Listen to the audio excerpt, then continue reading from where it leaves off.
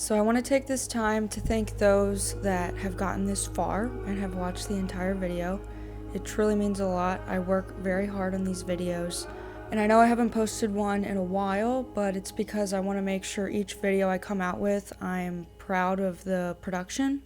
And not only that, I started a new job not too long ago, about a month and a half ago, with a production company as a video editor and a camera operator. I'm loving it. It's exactly where I want to be right now at my current age, and I am working full-time, minimum 40 hours, but it's pretty common if I work up to 60 hours, but that is production life, and this is the world I want to be in with my career. So that's another reason why it's been such a long time since I've posted a video. But now to talk about the trip. Before getting there and everything, I did mentally plan on going to all the places that you saw, but Palm Springs was the only one that I had never been to before, and it was insanely beautiful. It's exactly how I expected it to be. I loved it. It's also a place that not only am I seeing a lot of film photographers shoot at, but a vacation spot that my parents love to go to.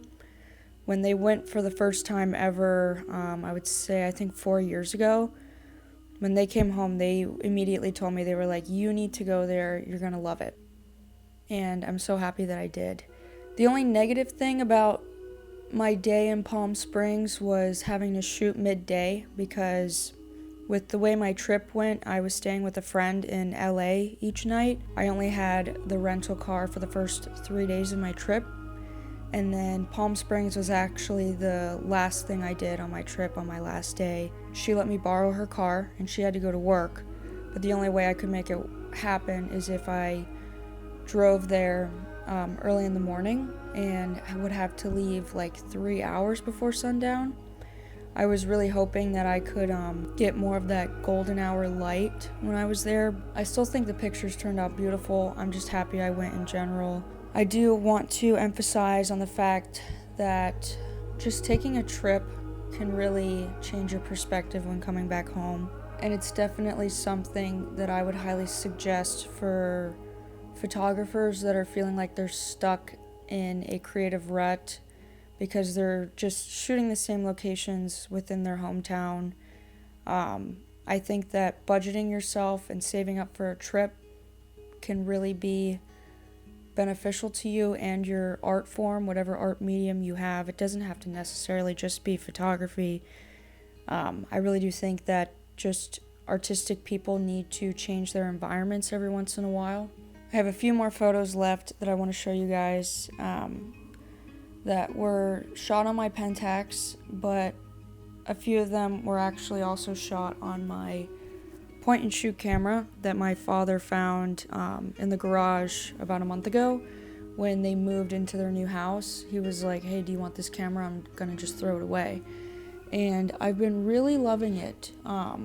It's a point and shoot, shoots 35mm. It's a Nikon Zoom Touch 800. I believe it was made in 1995, and the shutter button doesn't want to work every single time. It kind of has a mind of its own. I can turn it on.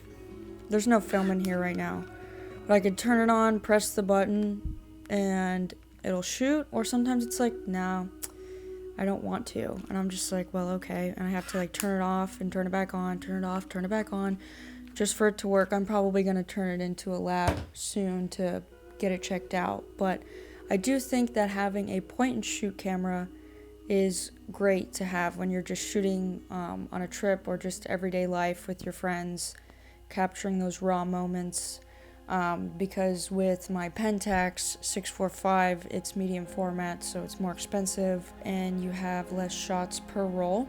Oh, and one last thing I want to discuss is whether this is your first video of mine that you're watching and may not know this. I started shooting film this year. I started shooting film in late March of this year, and it has been an amazing change for me.